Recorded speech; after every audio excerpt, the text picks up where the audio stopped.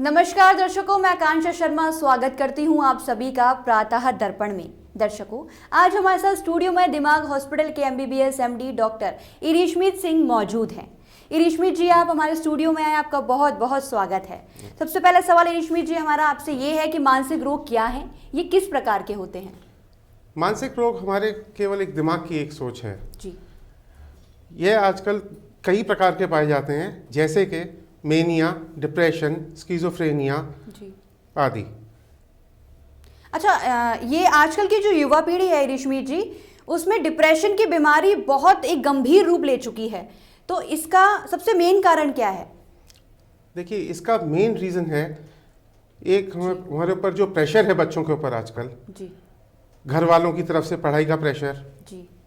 फिर उसके बाद आगे फ्यूचर का प्रेशर जी। ठीक, और फिर जो हम सिंगल फैमिलीज़ में रहते हैं जी। उसका एक अपना प्रेशर है। पहले जॉइंट फैमिलीज़ होती थी तो हम आपस में शेयर करते थे, जी। सब होता था, पर आज की डेट में हम अकेले होते हैं, हमारे पास कोई शेयर करने के लिए भी नहीं होता। वो भी बहुत बड़ा कारण है डिप्रेशन का। तो जो बच्चे होते हैं वो आजकल हम ये देख रहे हैं कि सुसाइड तक कर लेते हैं डिप्रेशन की वजह से। अपने घर वालों से कोई बात शेयर नहीं करते हैं, नहीं कर पाते हैं, क्योंकि उनको कहीं ना कहीं ये डर लगा रहता है कि वो लोग या पेरेंट्स उनको कुछ गलत ना बोल दें या उनको मारे नहीं, घर से ना निकाल दें। तो इसमें क्या करना चाहिए, इसका रोकथाम क्या है? देखिए, इसके लिए पेरेंट्स की काउंसलिंग बहुत ज़रूरी है जी। पेरेंट्स जब तक नहीं समझेंगे इस बात को तब तक ये होता रहेगा। जी। पेरेंट्स को इस चीज़ का बहुत ध्यान रखना चाहिए कि बच्चा अपनी तरफ से जो कर रहा है उसकी एक कैपेसिटी होती है। जी। एक मेंटल कैपेसिटी है हर इंसान की। हर बच्चा एक सा नहीं हो सकता। जी। कोई इंजीनियर बनता है, कोई डॉक्टर बनता है, कोई क्लर्क बनता है। इसमें प्रेशर डाल के उससे आप कुछ नहीं पा सकते। जी। बच्चे पर जब भी प्रेशर डालेंगे तो बच्चा इस तरीके की काम कर सकता है, सुसाइड कर सकता है, किसी नशे का आदी हो सकता है, कुछ भी कर सकता है, क्योंकि वो फिर सोशली कटने लगता है। फिर उसको अपने आसपास कोई नहीं दिखाई देता कि जिससे वो अपनी बातें शेयर कर सके, कुछ भी कर सके। तो इसलिए उस कारण से वो सुसाइड तक पहुंच जाती हैं बातें। अच्छा, इस तरह के रोग से निजात पाने के लिए आपके संस्थान के डॉक्टर क्या तरीका अपनाते हैं? देखिए, ये उनकी बीमारी पर डिपेंड करता है। कई तरह की बीमारियां हैं। कुछ बीमारियों में तो दवाई से ही काम चलता है, ठीक। कुछ में ECT यानी कि सिकाई, दिमागी सिकाई करनी पड़ती है। कुछ लोगों में साइकोथेरेपी से ही हो जाता है। ये बीमारी पर डिपेंड करता है कि किस तरीके की बीमारी है उसको। जी। अच्छा, आपके संस्थान में रोगियों की उम्र का दौरा किया है, क्या इसमें बच्चे भी शामिल हैं? बिल्कुल, आजकल बहुत बच्चे शामिल हैं उसमें। बच्चों की तादाद बढ़ती जा रही है। तो आप कैसे मैनेज करते हैं? छोटे छोटे बच्चे आते हैं तो आप कैसे मैनेज करते हैं सब कुछ? बच्चों की साइकोथेरेपी, साथ में पेरेंट्स की काउंसलिंग, दोनों ही बहुत ज़रूरी होती हैं।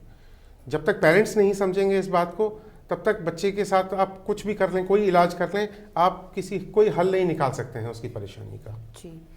अच्छा इरिशमीत जी, विश्व मानसिक स्वास्थ्य दिवस पर आपके द्वारा क्या कुछ विशेष सुविधाएं आपके द्वारा दी गई थी पेशेंट्स को? देखिए, मानसिक स्वास्थ्य दिवस पर हम जो है अपने आसपास के ज़िलों में हमने कैंपेन्स चलाए, लोगों में मेंटल अवेयरनेस का प्रोग्राम्स किए। अच्छा। जिससे कि लोगों में थोड़ी अवेयरनेस आए और वो आगे बढ़ें।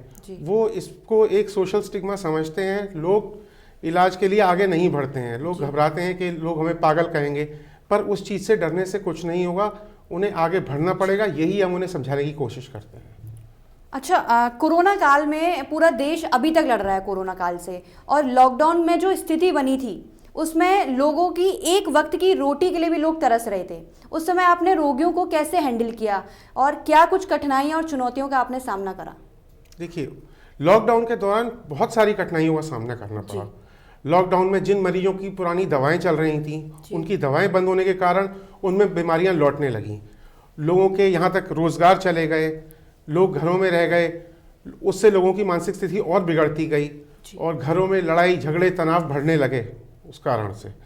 तो उसके लिए हमने कोशिश ये करी कि जिनसे हम फ़ोन के थ्रू कर सकें उनका इलाज, उन तक दवाइयाँ पहुँचा सकें, और हमारा पूरा स्टाफ और हम उस चीज़ में जहाँ तक लगता है हमें, हम लोग सक्षम रहे कि हम कर पाए अपने मरीजों के साथ। अच्छा इरिशमीत जी, आपकी लाइफ, आप दिमाग हॉस्पिटल को प्रॉपर तरीके से हैंडल करना, तो बहुत ज़्यादा स्ट्रगल किया होगा इस लाइफ में आपने आने से पहले, तो क्या कुछ किया, थोड़ा विस्तार से बताइए अपने बारे में।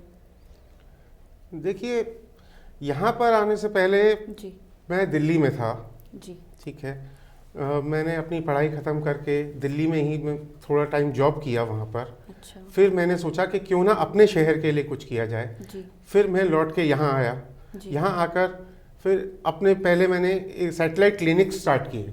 सैटेलाइट क्लिनिक स्टार्ट करने के साथ मैं जैसे आसपास के ज़िलों में क्लिनिक स्टार्ट किए, जी वहाँ लोगों में अवेयरनेस शुरू की। जी फिर उसके बाद में हम लोगों ने कुछ कैंपेन्स अपने हॉस्पिटल में भी चलाए, जी क्योंकि ये एक पुराना हॉस्पिटल है। जी तो बहुत ज़्यादा परेशानियां तो नहीं कहूँगा मैं, पर हाँ थोड़ी बहुत दिक्कतों का शुरू में सामना करना पड़ा, पर उसमें हम जी बिल्कुल समर्थ रहे करने में, उसको पूरा लोगों तक पहुंचाने में अवेयरनेस कि किस तरीके से हम लोगों को इस बीमारी से लड़ना है। तो दर्शकों, ये थे हमारे साथ दिमाग हॉस्पिटल के MBBS MD डॉक्टर इरिशमीत सिंह, जिनसे हमने आज मानसिक स्वास्थ्य और तनाव से दूर रहने के विषय में चर्चा की। इरिशमीत जी, आप हमारे स्टूडियो में आए, आपका बहुत बहुत धन्यवाद।